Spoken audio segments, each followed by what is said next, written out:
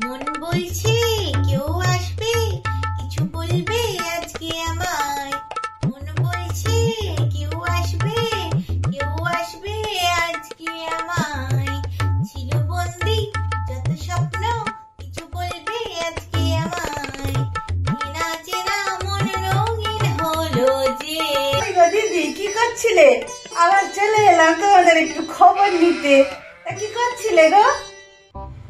মাগো, যেমন গান আর তেমন কাজ। আবার এসে গেল জ্বালা। ছেলের ঘাড়ের উপর বসে বসে খাবে আর মেয়ের মাথাটাকে চিবাবে। বলি কি ব্যাপার, হঠাৎ করে এখানে এইদিকে? এই তো কদিন আগে ঘুরে গেলেন, আবার কি মনে করে?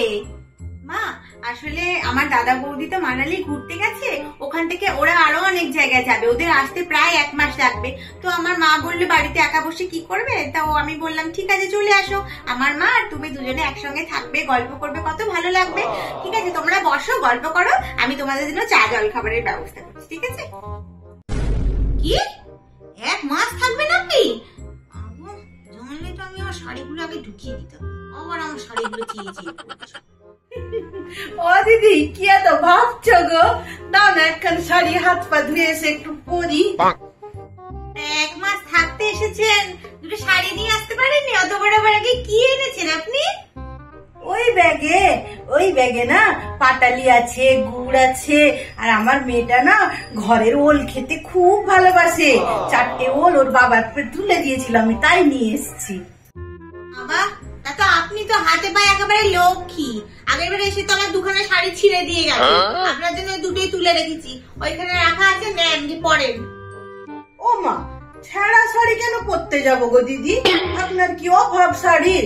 জামাই বাবা জীবন তো ভালোই রোজগার করে, 2টো শাড়ি দিলে কি আপনার মহাভারত অশুদ্ধ হয়ে যাবে? দেন ভালো শাড়ি। প্রত্যেকবার আসবেন আর আমার শাড়িগুলো ছেঁড়া দিয়ে চলে যাবেন? ভালো শাড়ি 2খানা নিয়েই তো আসতে পারতেন। সত্যি বাবা। ঠিক আছে নেন নেন, ওখানে যা আছেন একটা নিয়ে নেন, পরে নেন। গোবিন্দ,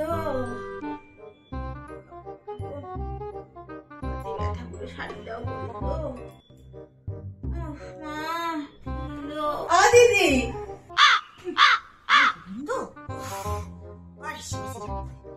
আমি আপনার কাছে সব একটু সুখ দুঃখের গল্প করব, দুজন মিলে।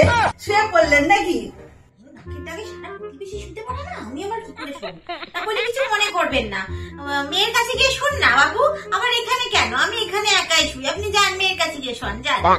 ওদের আবার খামোকা ডিস্টার্ব করতে যাব কেন? ওরা বাচ্চা মানুষ, ওরা ওদের মতন থাকুক। আর আব্বিয়াই তো আপনার কাছে আসে না, ওই তো 2 হাত দূরে আর এক ঘরে থাকে। আপনার যা মুখের চিৎকার বাবু, সে তো এখানে ভয়েই আসে না। শুভ, আপনি একটু দিতে শিখুন না, এত বড় বিছানায় একা গড়াগড়ি খান, দিতে শিখুন, আপনারও ভালো লাগবে। আমি গল্পের মধ্যেই দাঁড়াবো, দাঁড়াও আমার ঘরে এসে আমাকে আমার চ্যাটিং কথা। হ্যাঁ শোন গে, শোন, আসেন শোন।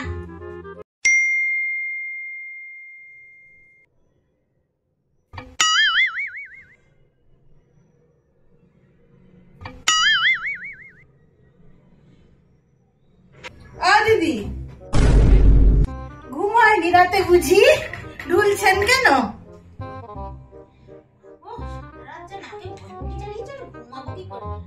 হ্যাঁ ওই আর কি ঘুমিয়েছি, আর কি ক্লান্তি লাগছে তো ওই যে। শুনুন না, আপনাকে একটা কথা বলবো বলে ভাবছিলাম।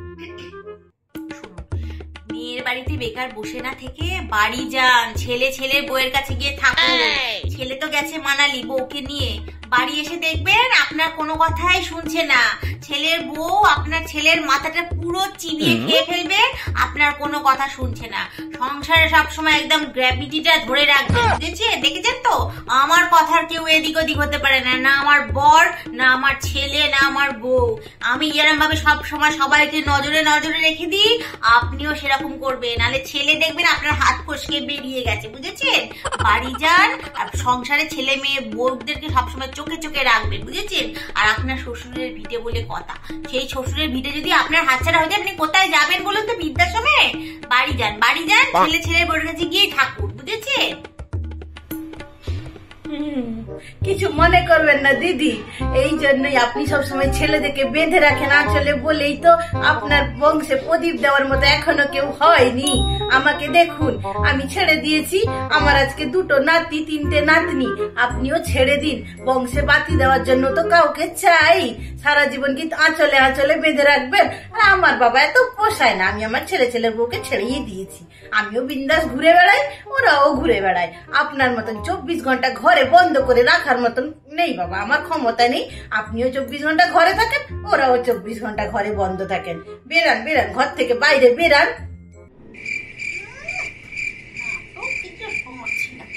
যান গে যান, মেয়ের গিয়ে মাথাটা কিচ্ছি পাচ্ছিলেন, যান দিচ্ছে এবার।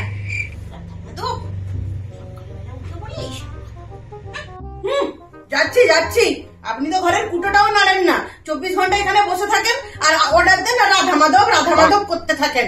আমার মেয়েটা খেটে খেটে সকাল থেকে রাত পর্যন্ত কালো হয়ে গেল। তার উপরে সারা দিন আপনি একদম মেয়েটাকে কথা শোনাতে বিধ্বস্ত করে দিচ্ছেন। আমি কিরকম টুকটুকে মেয়ে পাঠিয়েছিলাম আর পুরো কালো হয়ে গেছে, রোগা পড়ে গেছে। এত যদি দরো তো মেয়েকে বিয়ে দিলেন কেন? আপনার টুকটুকে মেয়েকে শোকেশেই তুলে রেখে দিতে পারতেন। মা আসো, আম্মা আপনিও আসুন, চা হয়ে গেছে, ব্রেকফাস্ট হয়ে গেছে, আসুন দুজনে খেয়ে যাবেন। হ্যাঁ বৌমা চলে আসছে। হ্যাঁ রে মা,